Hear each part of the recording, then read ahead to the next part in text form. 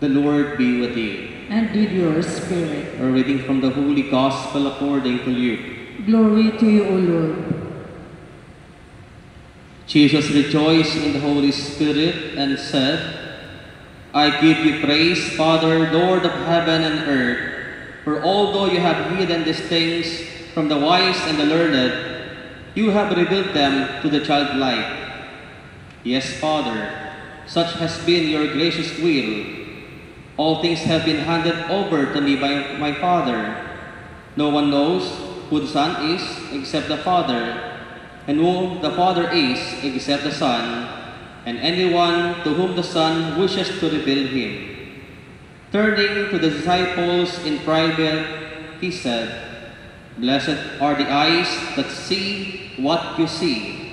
For I say to you, many prophets and kings desired to see what you see, but did not see it, and to hear what you hear, but did not hear it.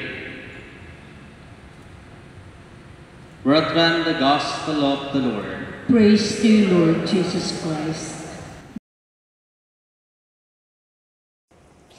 Magandang gabi po muli sa inyong lahat. Kanina habang nagbibihis, tinatanong ko yung mga kabataan, mga sakristan, sino sa inyo ang magpapari? Ano po? At yung isa nagturo kung sino magpapari. Hindi ko naman inaasahan na lahat sila ay magsasabing, ako po magpapari. Kaya ko po yung tinatanong ay, ibig ko lang silang magkaroon ng kamulatan na harinawa sa yugto ng kanilang buhay ngayon, meron silang mga kanya-kanyang pangarap pagdating ng araw. Mahalaga na meron tayong pangarap. Sapagkat ang kabataang walang pangarap, walang kinabukasan. Ang kabataang walang pangarap, walang kinabukasan. At hindi porke wala kang pangarap, ay hindi porke ikaw ay matanda na, wala kang pangarap. Sana'y patuloy kang nangangarap. Patuloy kang nangangarap. Mga minamahal na mga kapatid, ang unang pagbasa ay tungkol sa isang pangarap na darating ang araw na magkakaroon ng kaayusan ang ating buhay, magkakaroon ng kaayusan ang ating relasyon tulad nung unang panahon sa paraiso, na magkakatabi ang mga mababangis na hayop sa mga maamong hayop, na kung saan ang isang sanggol ay hindi natatakot maupo sa mga mababangis na hayop. Ang unang hangarin ng Diyos sa paraiso ay isang lugar na punong-puno ng pagkakasundo, kapayapaan, walang alitan. Kung saan sa panahon natin ngayon, yun nga magkakadugo, magkakaaway. Yung sariling pamilya, hindi magkakasundo. Malayong malayo sa pangarap ng Diyos. Paano tayo magkakaroon ng kaayusan?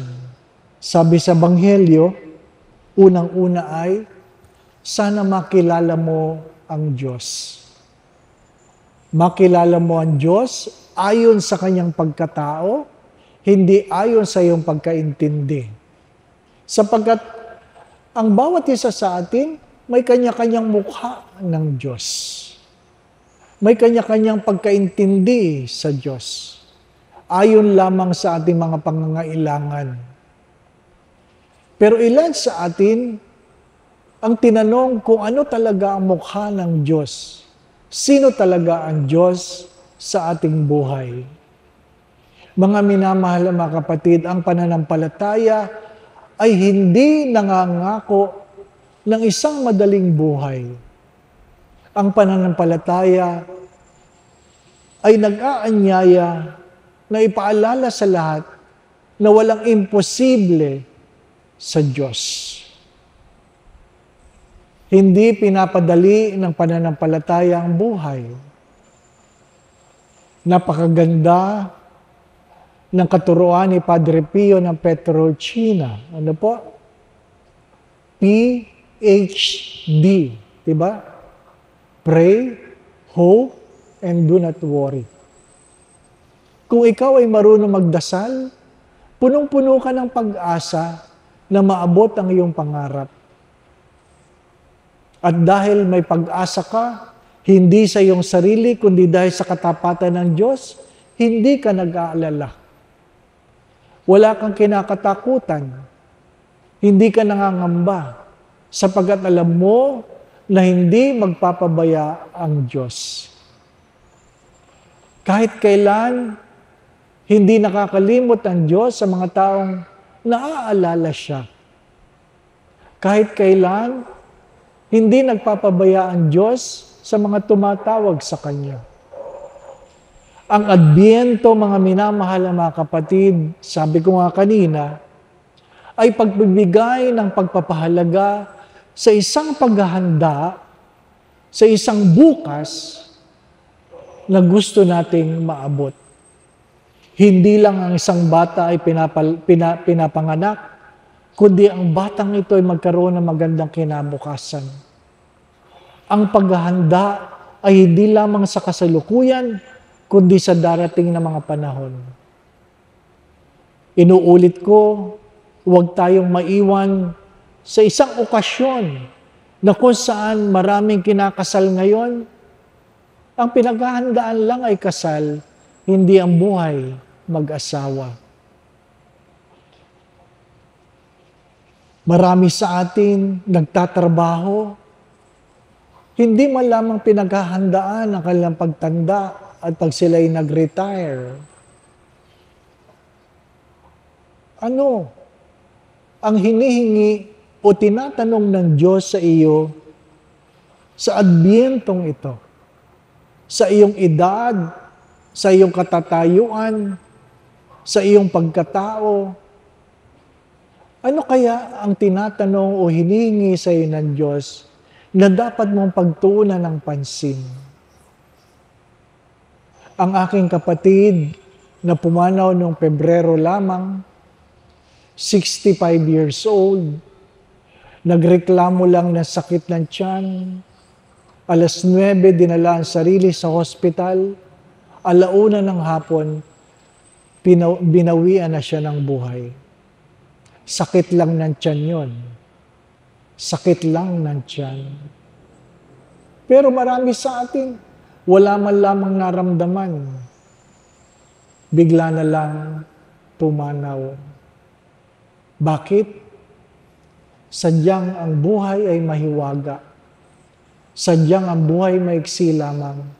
At ang kamatayan ay totoong-totoo para sa lahat. Sabi nga ni San Agustin, anuman ang merong simulain, meron itong katapusan. Anuman ang merong simulain, meron itong katapusan. Kaya ang paghahanda ng Adbyento ay hindi lamang ang bata sa sabsaban.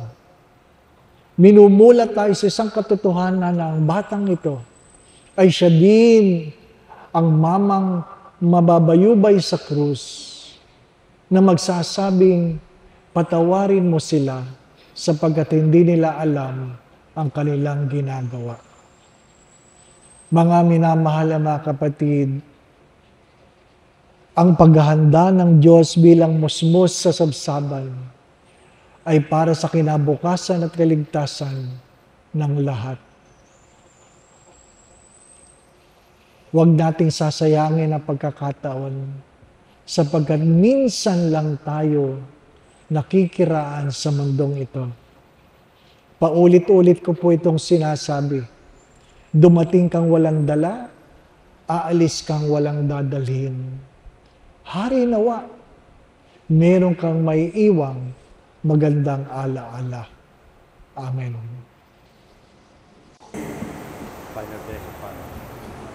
Maraming salamat po sa pagkakataon. Ano po? Inuulit ko, ang Adbyento ay hindi lang tungkol sa Pasko, hindi lang tungkol sa pag-aantay, kundi tungkol sa paghahanda. Ang kawalan ng paghahanda ay nagdudulot ng malaking kabiguan sa bawat buhay. Sumainyo ang Panginoon at pagpalain kayo ng makapangyarihan Diyos, Ama, Anak, at Espiritu Santo. We have celebrated the Eucharist. We now go in peace to love and serve the Lord.